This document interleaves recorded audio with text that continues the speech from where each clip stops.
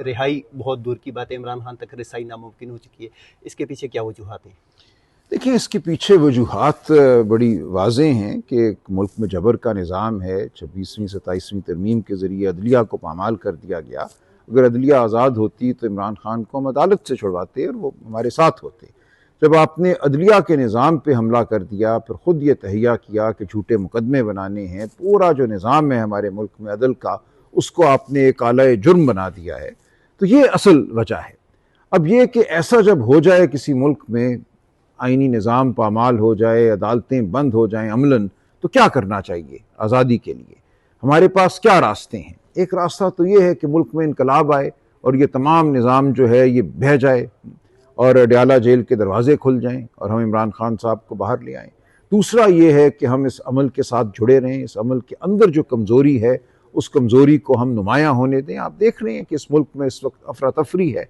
आज़ाद कश्मीर हो, बलोचिस्तान हो, खैबर पख्तूनख्वा के बहुत से इलाके हों, ये निज़ाम नहीं चल रहा, इसकी जड़ें अवाम में नहीं हैं। ये झूठ पर मबनी निज़ाम है, इसको जबर करना पड़ता है, लोगों पर गोली चलानी पड़ती है, तो इस निज़ाम ने पामाल होना है। तो हम इस निज़ाम की पामाली में एक अपनी आवाज़ जो है वो बुलंद करते रहें। जो जबर है, जो जुल्म है, उसको हम नुमायाँ करते रहें, अवाम के हुकूक की बात करते रहें। ये है सियासत, हम ये कर रहे हैं। अब तसव्वुर ये किया जाता है कि हम किसी जत्थे की सूरत में आएंगे, लाखों करोड़ों लोग होंगे और ये निज़ाम जो है बह जाएगा। ऐसा होता है, इनकलाब आते हैं ममालिक में, लेकिन इनकलाब के रास्ते में मैं या PTI का कोई और फ़र्द नहीं खड़ा। ये एक तारीख़ का अमल है, ये जब होता है तो हो जाता है, इसको बटन दबाकर आप नहीं कर सकते। आज़ाद कश्मीर में जो आज 2 लाख लोग सड़कों पर हैं पिछले 6 हफ्तों से, वो इसलिए नहीं है कि किसी ने ट्रक भेजा था, गाड़ियाँ भेजी थी। वो अवाम का अपना जज्बा है, अपना गुस्सा है, जो सालों से वहाँ पक रहा था, अब वो उभर कर सामने आ गया है। जो नाइंसाफ़ियाँ हुई, जो सियासी नाइंसाफ़ी हुई वहाँ पे, 12 सीटें जो उन पर मुसल्लत की गई, दीगर मामलात हैं। मंगला डैम जब बना था, कुछ वादे किए गए थे, वो पूरे नहीं हुए। वहाँ के इलेक्शन में वो लूट उनको नज़र आ रही है कि होगी, जो पाकिस्तान में हुई है।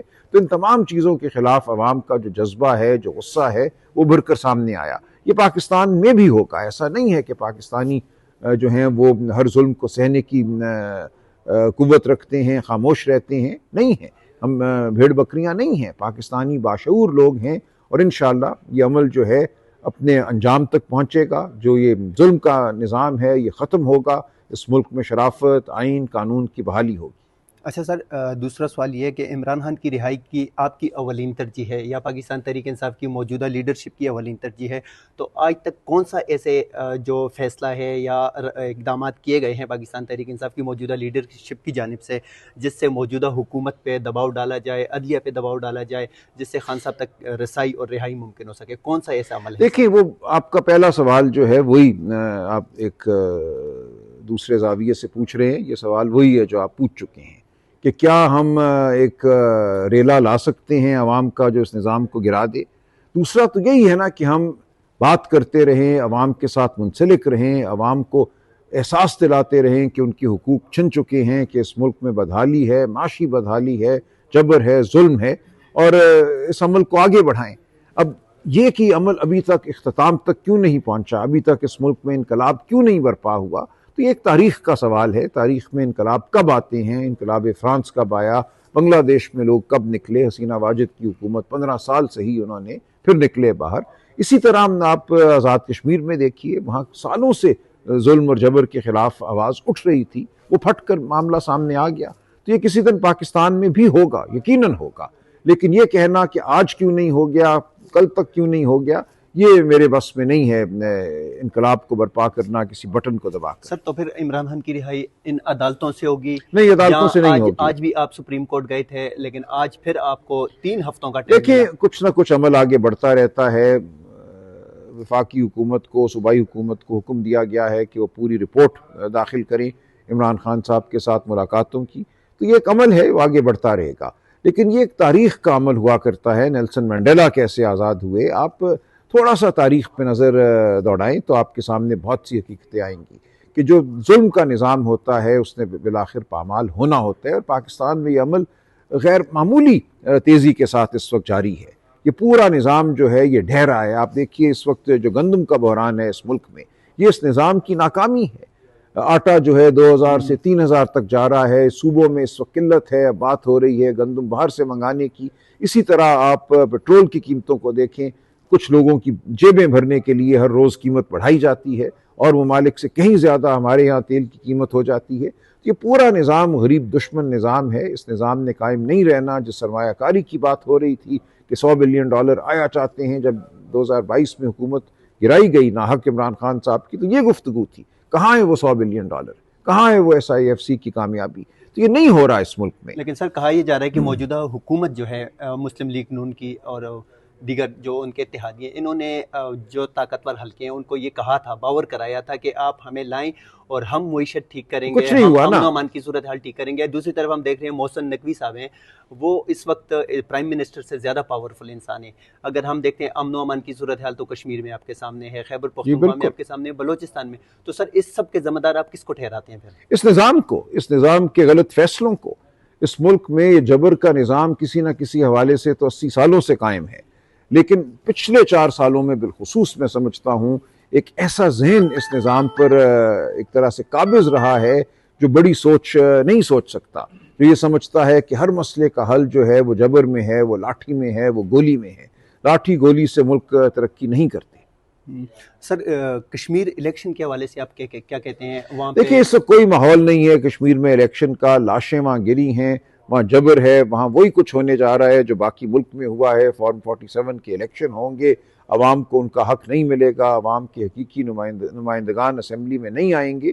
तो एक ढोंग है जो इस वक्त रचाया जा रहा है आज़ाद कश्मीर में। अच्छा सर, हम देखते हैं एक तरफ मौलाना फजल रहमान ने कसूर जलसे में जिस तरह अफवाज पाकिस्तान के शहदा के हवाले से बातचीत की, दूसरी तरफ हम देखते हैं कि खान साहब, इमरान खान साहब की बहन नौरीन नियाजी का एक वीडियो पैगाम सोशल मीडिया पे आता है, और जिस सहाफ़ी ने वो इंटरव्यू किया है जवान पाकिस्तान के प्लेटफॉर्म से, वो उस प्लेटफॉर्म पे नहीं रिलीज होता, लेकिन वो क्लिप बाहर आता है और उसी पर NCCIA जो है वो उठ के नौरीन खान नियाजी को नोटिस जारी करता है, और उनके NCCIA में आज उनकी तरफ से कुछ वकला भी पेश हुए। लेकिन दूसरी तरफ मौलाना फजल रहमान जो है उससे 10 गुना आगे जाके कौमी जो इदारे हैं उनके, कौमी सलामती के और अफवाज पाकिस्तान के शहदा के, उनके खिलाफ कोई एक्शन नहीं लिया जाता। मुस्लिम लीग नून के कुछ चंद गिने चुने लोग हैं वो बयानात देते हैं, लेकिन कानून नाफिज करने वाले इदारे उनके खिलाफ नहीं जाते। क्या कहते हैं इस हवाले से? देखिए, एक डरा हुआ सहमा हुआ निज़ाम है ये खौफजदा निज़ाम है। जहाँ इनको नज़र आए कि कोई शख्स ताकतवर है तो उसके आगे बिछ जाते हैं, जो झूठ में इनका साथी बनता है उसको पाक साफ कर देते हैं। तो जो ये नौरीन नियाज़ी साहिबा का बयान है, देखिए पार्टी का बयान नहीं है, ये उनका एक ज़ाती मामला है, और जो मुझ तक इत्तला पहुँची है वो यही है जो आपने कहा कि उन्होंने इसको नशर नहीं किया था, ये कहीं रिकॉर्ड हुआ, और बल्कि उनकी तरफ से हिदायत थी कि इसको नशर ना किया जाए। इसके बावजूद जिसने इसको नशर किया है वो जिम्मेदार है, और जब आगे कोई तहकीक अगर हुई शफाफ तो वाक़यात सामने आ जाएंगे। मौलाना साहब के हवाले से क्या कहेंगे सर? देखिए, मौलाना ने जो, ये लगता है आपको कि मौलाना कोई फिक्स मैच खेल रहे हैं, और कहा मुझे नहीं ये पता, जा रहा है कि मौलाना जो फिक्स मैच खेल रहे हैं उसमें जीत मौलाना फजल रहमान की होगी, और उस जीत की सूरत में जो इनाम से उनको नवाजा जाएगा वो खैबर देखिए हो सकता है, मैं नहीं जानता। जहाँ तक शहदा के बारे में उनका बयान है उससे हम इत्तफाक नहीं करते। पाकिस्तान के दिफा में बहने वाला खून का हर कतरा मुकद्दस है। हर वो शख्स जो पाकिस्तान के दिफा में अपनी जान का नजराना पेश करता है वो शहीद है। लेकिन बाकी बातें उन्होंने जो की हैं, जो उसूली नौइयत की बातें हैं, मुल्क में अवाम के इक़्तिदार पर कब्ज़े की बातें हैं, उनसे हम इत्तफाक करते हैं। तो जो मामलात जमहूरियत के हैं, जो मामलात जबर के ख़िलाफ़ मज़ाहमत के हैं, उन मामलात पे हम बिल्कुल समझते हैं कि दुरुस्त हैं। लेकिन मौलाना की सियासत उनकी अपनी सियासत है, वो कि हमारे सियासी हलीफ नहीं हैं। वो अपनी बात करते हैं, हम अपनी बात करते हैं। हमारा नज़रिया और हमारा बयानिया बिल्कुल हमारा अपना है। अच्छा सर, इमरान खान साहब की बहनें जो हैं, स्पेशली अलीमा खान साहिबा खैबर पख्तूनख्वा में, उन्होंने 2 दिन स्ट्रीट मूवमेंट की है, अपर दीर चतराल में और गुज़िश्ता रोज़ उन्होंने सवात में की, और बड़ी तादाद में उनके साथ अवाम निकली है। लेकिन कुछ पाकिस्तान तहरीक इंसाफ के अंदर से कुछ रहनुमाएँ, जैसे हम एग्जांपल नाम लें, अली मोहम्मद खान साहब हैं, कुछ और रहनुमाएँ, उन्होंने कुछ इस तरह बयानात दिए हैं। आप इसको किस नज़र से देखते हैं? नहीं, देखिए, वो बहनें हैं, हर पाकिस्तानी को हक है कि वो आवाज़ बुलंद करे हक सच के लिए। वो अपने भाई की आज़ादी के लिए, कानूनी निज़ाम की बहाली के लिए आवाज़ बुलंद करती हैं, तो ये उनका हक है और पाकिस्तानी का ये हक है। जहाँ तक पार्टी का ताल्लुक है, पार्टी अपने फैसले, अपना लाएअमल खुद तरतीब देगी। वो पार्टी के ताबे नहीं है बहनें, वो अपना जो भी कोई लाएअमल समझती हैं दुरुस्त, उस पर अमल कर सकती हैं। उनका बराह रास्त एक ताल्लुक है, एक रिश्ता है पाकिस्तानी अवाम के साथ। तो पाकिस्तानी अवाम और उनका क्या ताल्लुक है, वो ताल्लुक कैसे आगे बढ़ता है, इस पर किसी को तशवीश नहीं होनी चाहिए। और अली मोहम्मद खान साहब के बयान को मैं समझता हूँ गलत तनाजुर में लिया गया है। अच्छा सर, गुज़िश्ता रोज़ ARY न्यूज़ पे ज़ियाउल हक के साहिबजादे इजाज़ुल हक, मेरे ख्याल से उनका नाम इजाज़ुल हक है, उन्होंने एक बयान दिया कि बैकडोर कोई राब्ते हो रहे हैं और मुज़ाकिरात अडियाला जेल के अंदर बराह रास्त खान साहब के साथ हो रहे हैं, दूसरी तरफ मुज़ाकिरात कोट लखपत जेल में जो असीरान हैं उनके साथ हो रहे हैं।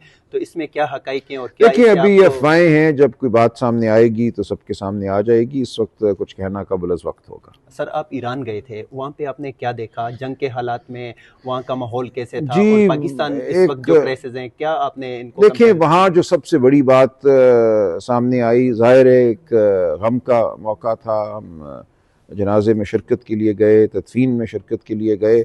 वहाँ गम था, गुस्सा था, लेकिन जो बात सबसे नुमायाँ थी वो ये थी कि रियासत और अवाम के दरमियान कोई फासला नहीं है। वहाँ में एक मुकम्मल इत्तेहाद और एक यगानगत नज़र आई। तो हम दुआ करते हैं कि पाकिस्तान में जो एक ये मसनूई निज़ाम कायम है, जिसने अवाम और रियासत के दरमियान फासला पैदा कर दिया है, ये फासला ख़त्म हो। अच्छा, सलमान अकरम राजा साहब इमरान खान की बहन अलीमा खान से नाराज़ हैं? नहीं, ऐसी कोई बात नहीं। देखिए, पार्टी की जो जिम्मेदारी है, पार्टी के जो मामलात हैं, उनको मैं, जो खान साहब ने फ़र्ज़ मुझे दिया है, अपनी बेहतरीन सलाहियत के मुताबिक, अपनी सोच समझ के मुताबिक वो फ़र्ज़ मैं अदा करूँगा और इंशाअल्लाह ये होगा। कोई इसमें नाचाकी नहीं, कोई दूरी नहीं। अच्छा सर, आखिरी सवाल ये कि 5 अगस्त का जो एहतजाज है वो किस नौइयत का होगा? देखिए, वो सामने आ जाएगा। हम एक आइनी और कानूनी जमात हैं, लेकिन हम आवाज़ बुलंद करने का हक़ रखते हैं। पाकिस्तानी कौम ये हक़ रखती है कि अपनी आवाज़ बुलंद करे, सड़क पे करे, पार्लियामान में करे, अदालत में करे। तो हम अपने तमाम हुकूक और पाकिस्तानी कौम के तमाम जो हुकूक हैं उनकी हिफाजत करेंगे। अच्छा सर, आप एक कानूनदान हैं और आपका ताल्लुक जो है वो एक ऐसे पेशे से है जो इंसाफ और उसके लिए जद्दोजहद करते नज़र आए मुसलसल, और इसी वजह से आपको इमरान खान साहब भी बहुत पसंद करते थे। सर, वज़ीराबाद में इमरान खान साहब पे अटैक होता है, उसकी FIR नहीं होती। इस्लामाबाद D चौक में 24 नवंबर 26 नवंबर देखिए, जबर का निज़ाम है ना, उसकी FIR आज दिन तक नहीं होती। सर, नहीं, देखिए, हमने क्रिमिनल कंप्लेंट की हुई है, ये निज़ाम नहीं करता ना FIR दर्ज। लाशें उठा के ले गए। आज़ाद कश्मीर में भी आज उनका बड़ा मुतालबा ये है कि हमारे प्यारों की लाशें तो हमें वापस करो। तो ये निज़ाम ऐसा है जिसमें जबर है, जिसमें झूठ है, जिसमें बुनियादी जो इंसानी हुकूक हैं, जो शराफत की रिवायात हैं, उन सबको पामाल किया गया है। Thank you so much.